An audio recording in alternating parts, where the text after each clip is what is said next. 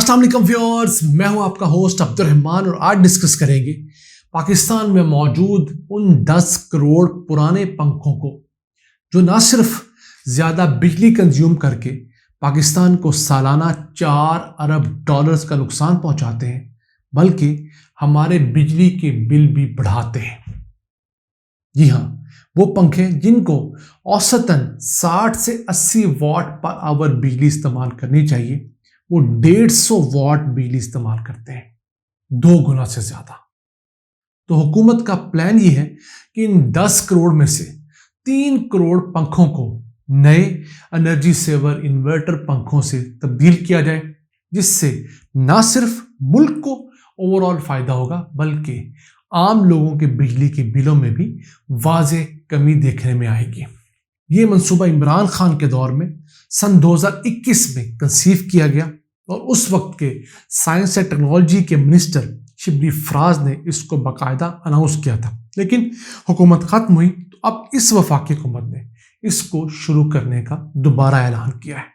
पुराने पंखे 1800 रुपये में हुकूमत खरीदेगी, जबकि उसके एवज 7,000 रुपये का नया एनर्जी सेवर पंखा मुतल्लिका शख्स को दिया जाएगा और जो कीमत का फर्क है वो महाना 970 रुपये के हिसाब से किस्तों में लिया जाएगा। यानी जिस शख्स ने ये पंखा लिया होगा उसके बिजली के बिल में 970 रुपये ऐड होकर आया करेंगे और अगले 6 से 8 महीनों में आप तमाम का तमाम अपना कर्ज, पंखे कर्ज वापस कर देंगे। ये सहूलत गरीब और दरमियाने तबके के अफराद के लिए होगी। इसके लिए मुख्तलिफ ऑप्शंस अंडर डिस्कशन हैं। एक तो है कि बेनज़ीर इनकम सपोर्ट प्रोग्राम के अंदर जो 70 से 80 लाख खानदान रजिस्टर्ड हैं उनको ये पंखे दिए जाएं। फिर दूसरी ऑप्शन ये है कि यूटिलिटी कॉरपोरेशन के जितने भी मुख्तलिफ सेटअप्स हैं वहाँ पर ये पंखे रखे जाएं। और तीसरा ये है कि जो बिजली की तकसीम कार कंपनी है जैसे लेस्को, फेस्को, मैपको, के इलेक्ट्रिक, वो ये पंखे मुहैया करवाएं। इससे आपको सालाना 4600 रुपये बिजली के बिल में बचत होगी और ये रेट कैलकुलेट किया गया था दिसंबर जनवरी के रेट के हिसाब से। अब चूंकि फरवरी में बिजली का रेट बढ़ चुका है तो इस हिसाब से एक पंखा सालाना ओवरऑल 6,000 रुपये की बचत देगा। तो जितनी कॉस्ट आप इसको अपग्रेड करने पे खर्च करेंगे वो 1 साल में आपको रिटर्न हो जाएगी। और फिर आप तो जानते हैं कि पंखों की उम्र जो है वो 15-20 साल एवरेज हुआ करती है। यहाँ एक बात आपको और समझा दूं कि ये जो इन्वर्टर पंखे होते हैं, इन्वर्टर एसी होते हैं, ये बिजली तो कंज्यूम कम करते हैं लेकिन आउटपुट पूरी होती है। अब मैंने अपने घर में तमाम पंखे एनर्जी सेवर लगवा रखे हैं, वो हवा पूरी देते हैं, उनकी एफिशिएंसी पूरी है लेकिन बिजली कंज्यूम आधी करते हैं। तो ये फ़ायदा मैं आपको अपने तजर्बे की बुनियाद पर बता रहा हूँ। वैसे हुकूमत पाकिस्तान का एक इदारा है national energy efficiency and conservation authority, वो सन 2016 से इन पंखे बनाने वालों को और आवाम को इस तरफ राग़िब कर रही है कि वो जब भी पंखा लेने जाएं तो ऐसा पंखा लें जो 3 स्टार रेटिंग वाला हो। उस डब्बे के ऊपर 3 स्टार बने होते हैं।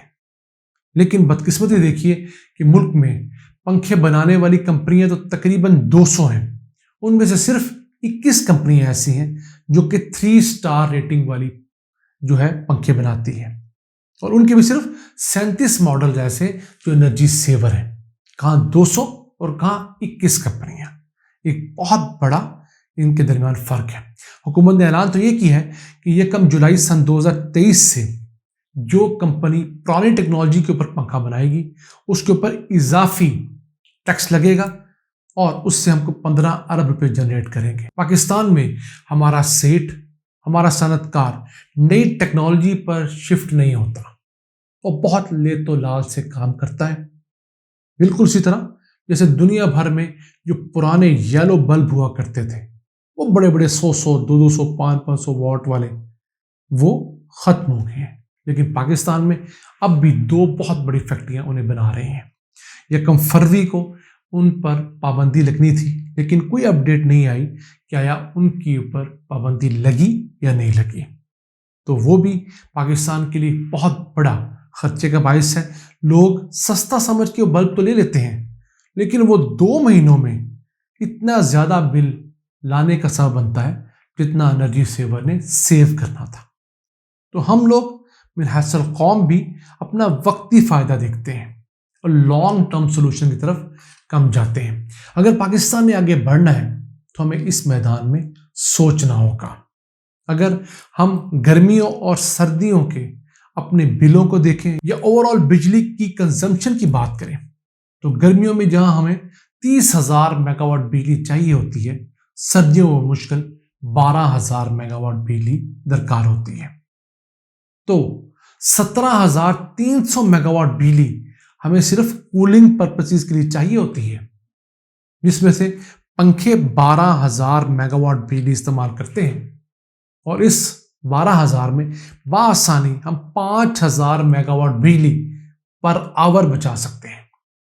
गर्मियों में तो एक लम्हे के लिए भी पंखा बंद नहीं होता। आप एसी बंद कर देते हैं, कूलर बंद कर देते हैं, पंखे पे कॉम्प्रोमाइज नहीं हो सकता। तो 5,000 मेगावाट का अगर हम फर्क ट्रांसलेट करें तो ये $4 अरब सालाना बनता है। और हम लोग IMF के पास आजकल सिर्फ $1 अरब 10 करोड़ की किस्त के लिए मारे मारे फिर रहे हैं।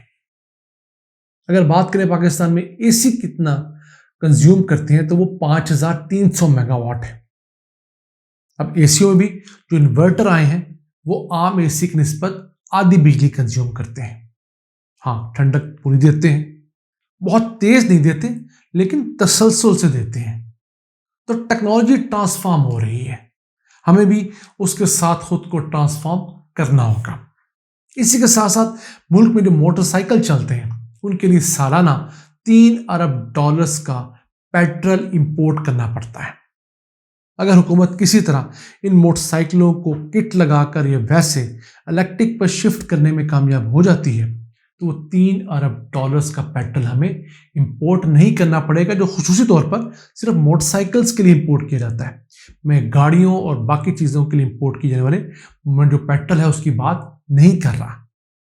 और इन मोटरसाइकिलों के लिए जो बिजली पैदा करनी होगी इलेक्ट्रिक मोटरसाइकिलों के लिए, वो आप सोलर से कर सकते हैं अपने घरों में, वो हुकूमत विंड से पैदा करके मुहैया कर सकती है, न्यूक्लियर से मुहैया कर सकती है, हाइडल से मुहैया कर सकती है, जो सस्ते सोर्स हैं। और फिर अब तो थर से भी हमें बड़ी मिकदार में निस्बतन सस्ती बिजली मुहैया होना शुरू हुई है।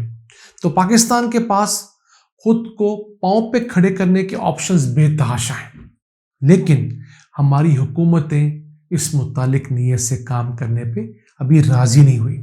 जिस दिन हमारे हुक्मरानों ने फैसला किया, तमाम तर तनकीद के और ब्लैकमेलिंग के बावजूद अच्छे सख्त स्टेप्स लिए, अपने घरों से उसका आगाज किया। हुकूमती ब्यूरोक्रेट्स, जजेस, जनरलों की मरात कम करने से जब काम का आगाज होगा, यकीन कीजिए अवाम भी सपोर्ट करेंगे और ये पाकिस्तान चंद सालों में अपने कदमों पर खड़ा होगा। आज के लिए इतना ही। अपने मेजबान अब्दुर्रहमान को इजाजत दीजिए। अल्लाह ने के बाद।